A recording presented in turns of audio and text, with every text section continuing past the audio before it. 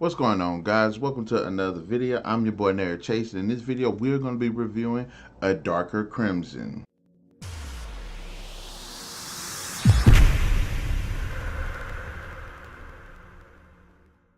A Darker Crimson is the fourth installment in the Crimson City series, and this book was written by Carolyn Jewel.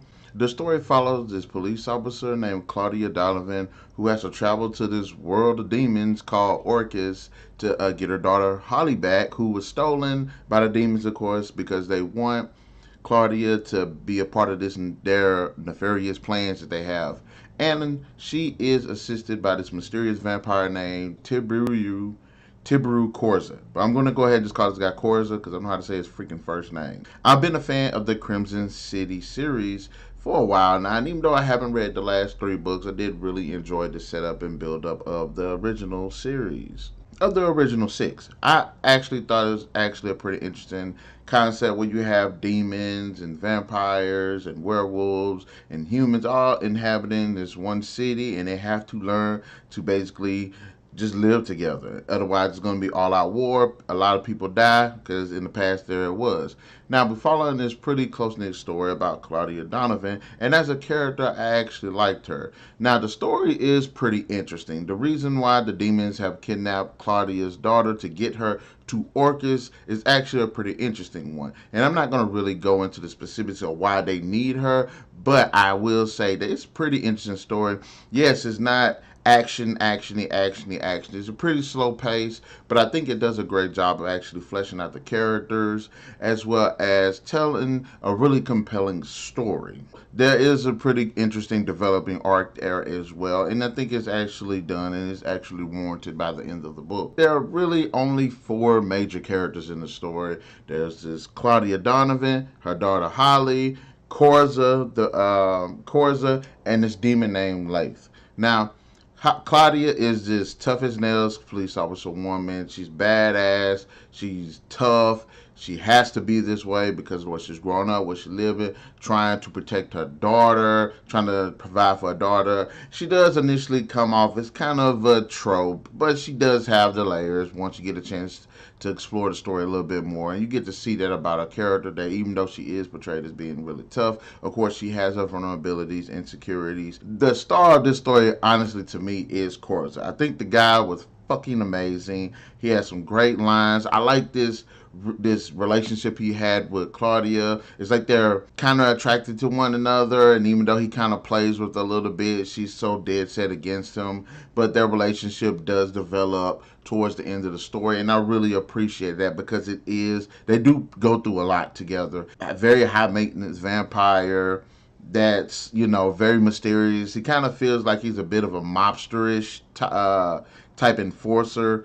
Korzha is probably one of my favorite vampires I've ever read about in a story. Really, the main antagonist is this demon named Lath. And Lath is just a big dick.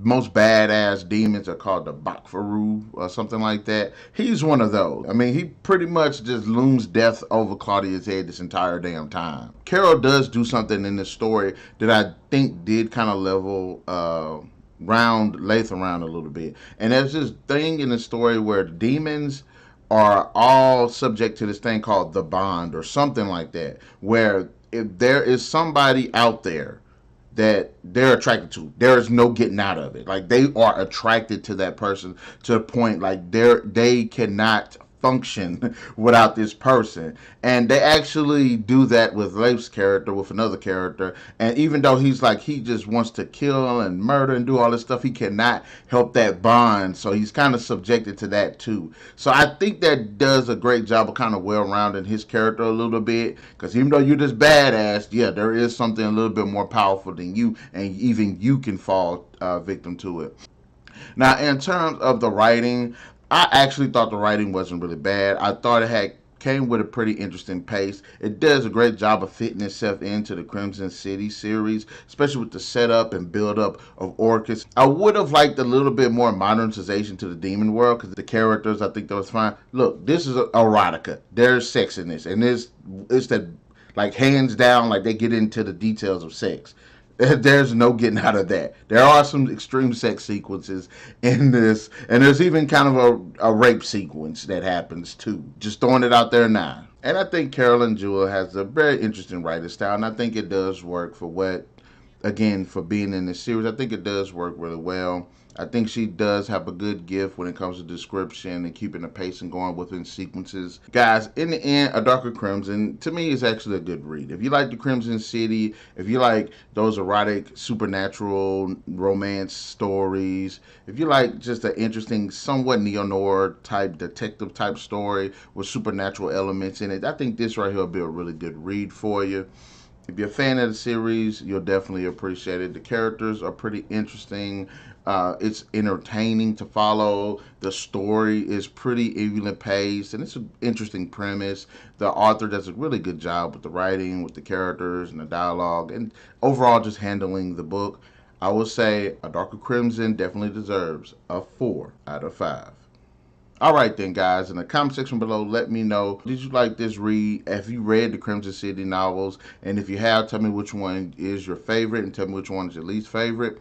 Don't forget, guys, that we do upload videos every week. Be sure to hit that like, share, subscribe, and that notification button to get the best of what's going on this channel, because hitting that notification button will let you know when we upload or when we stream, and we do it weekly. So, all right then, guys, we'll catch you guys later on the next video. Y'all have a good one.